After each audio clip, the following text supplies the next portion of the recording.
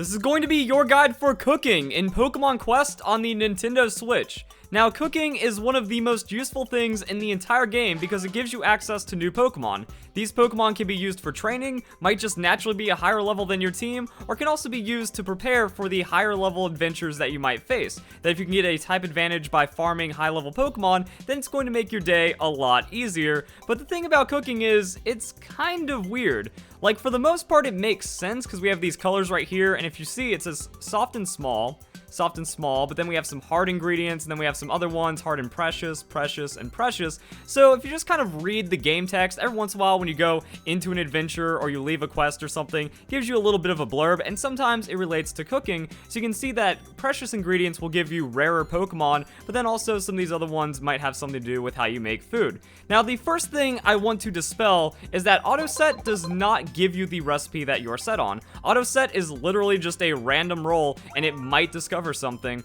So let's go and see what happens here. So I want to do blue soda a la cube. Whole lot of blue food. Well, if you hit auto set, it's not adding a whole lot of food. This is going to make something crazy, and maybe we'll discover what it might end up making throughout this video. So that's going to be the interesting thing. Pretty much the idea is, if you want to discover recipes naturally inside the game, well, first off, you might not want to watch this video because I will be spoiling the recipes later on.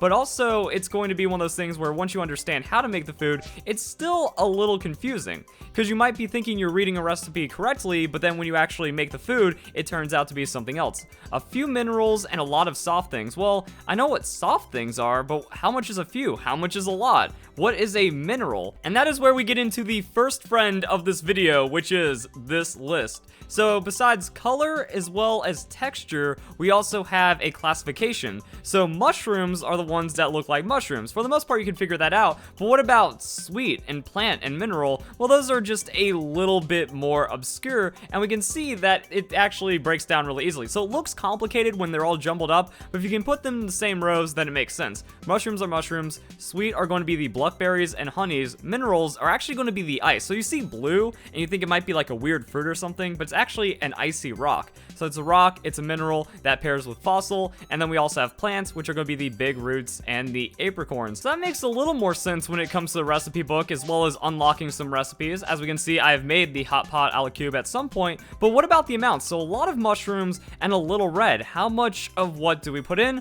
Well, that is where the game text helps you out again. A whole lot is 4 or more. A lot is 3 or more, a few is 2, and then a little is going to be 1. Now, the thing is, these numbers seem weird. Like, how is a few going to not become a lot if I do 2 or more, or do a lot? Like, where's the line drawn? Well, the thing is, when you look at the recipes, they sometimes don't overlap. That's like, okay, I can put a lot of mushrooms in a little red. Well, that doesn't leave room for something else, so generally, you can make it fit. Now, let's go and clear this up and see if we can make a hot pot a la cube. So, a lot of mushrooms. Well, that means I could use this if I even want to. Even though it's not red, just fire-type Pokemon, they like the mushrooms. So let's do that. So we can put in a lot of mushrooms, which means 4 or more, but there has to be a little bit of red at some point. So that's a lot. Well, if we do 3 of these ball mushrooms, which is actually going to cost 9 right there, we have precious ingredients. So that means we do have access to potentially rarer Pokemon. And then it says a little red. Well, mushrooms are red, so we could use that for our mushroom total. Remember, a lot could just be 3 or more, so we could have 5 as long as it doesn't bleed into another recipe. So let's go and fill this one up with only mushrooms from there. There's a lot of different combos that can be done with a single recipe, or that could be done with multiple recipes. So let's try some other ones out and see how successful they can be. But what about just throwing 5 red mushrooms into the pot? As we can see right here, it says a lot of mushrooms and a little red. Well, we have a whole lot of red and a whole lot of mushrooms. That means a fire-type Pokemon is just going to love it, right? Well, wrong, and that's where we get into the recipe list from Cerebi, because there's a few things that could overlap and become problematic, such as the red stew a la cube. A whole lot of red. So that means if we want to make a hot pot, we have to avoid a whole lot of red. Well, that means we have to have 3 or less. That way we stay in the lot, but we don't go into the whole lot. So we can do this, and then we can put in the ball mushrooms, and that's going to be successful. So we can flip it around in a way like that. But it only says a little red. So how far can we take this? Because what happens if we just put in 4 ball mushrooms? That's an option, right? So we put in 4 ball mushrooms, that should work, but we don't need them to all be mushrooms, so then we can put in a big root. That means we're going to be cooking with all precious ingredients, which increases the chance of getting a rare Pokemon. Yeah, let's try it. That seems like it should work out. So we're going to get that one going, and let's try another one.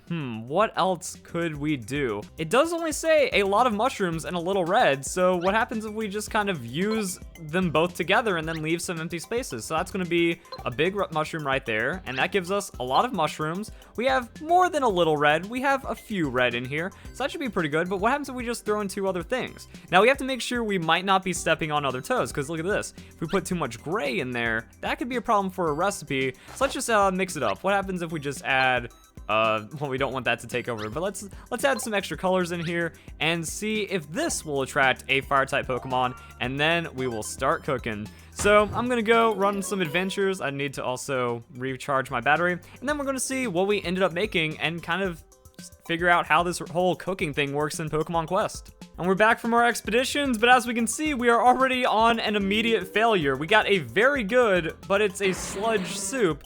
And if you read the text, it said a whole lot of mushrooms and a lot of soft things. So that's not exactly what we were looking for. All right, let's try again. What did this one have inside of it?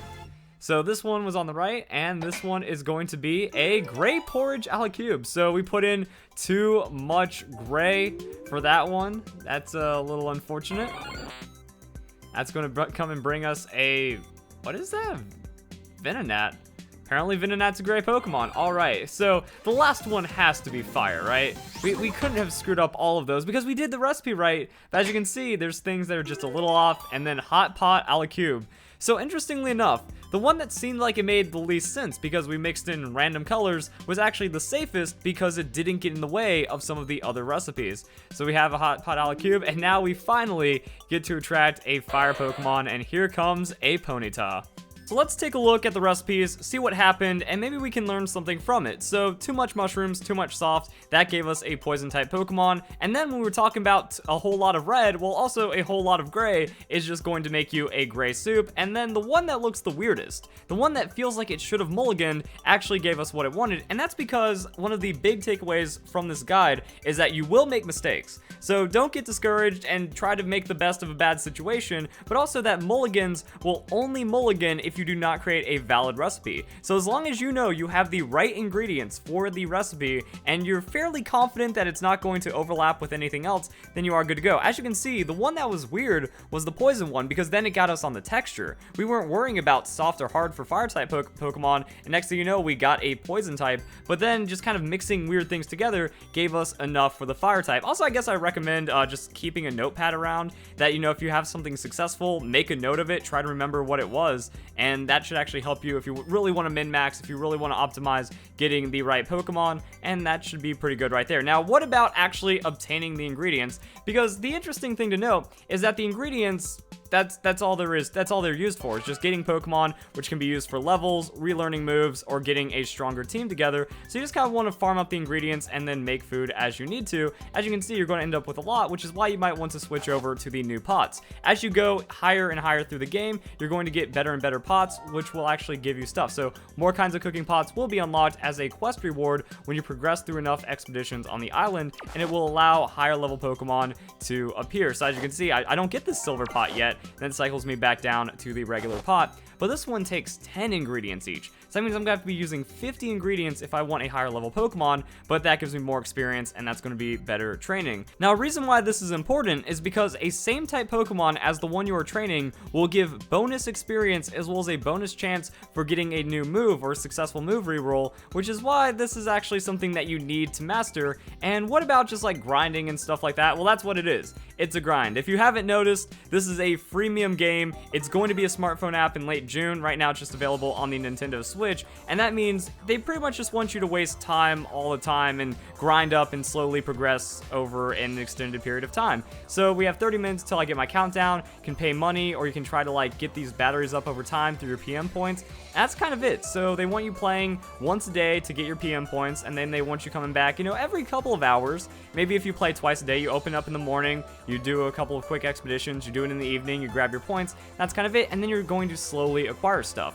Now, one thing I want to say about about this game, which I'll also put in a future guide, is don't be discouraged. That you're supposed to go back through the dungeons that you can barely clear, or the ones that you've just recently completed, and then that's how you get more resources. Use those resources to get better Pokemon for training, then you're going to be good to go. Also, if you take a look at the market will kind of be self-explanatory. Decorations are going to be your best friend, because 1.5 times of red drops, or we can also have up to 2 times of red drops, which means we get 3 times the size of red ingredient drops if you have both of these active in your base. So depending if you're lacking on something, that's going to be something very important to pay attention to. And even there's some other ones, like this Gengar balloon, size of all ingredient drops times 2. So you can start stacking and get a lot of ingredients. So that means when you get to those later levels, those later expeditions, you're going to be getting a lot of pieces, and you're going to be getting a lot of multipliers if you are saving your currency wisely. So there's a lot of things you can optimize with this. I personally prefer the food route and get the cooking on my side, so that's going to be something that you can do. And then another thing that you might have noticed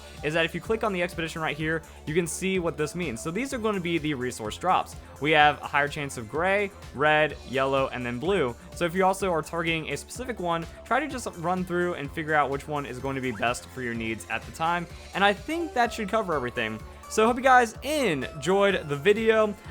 Cooking, slightly complicated, but slightly easy to understand. It's pretty much one of those things where I feel it's better to learn through seeing, and then also a little bit of doing. Now, once you understand what's going on, you're going to make less mistakes. It's going to be a lot more clear to you, and then hopefully it works out. So if you guys enjoyed the video, don't forget to leave a like, share with your friends who also play Pokemon Quest, and that's all there is to it. So if you guys enjoy the video, hope you all have a nice day. Thank you very much for watching.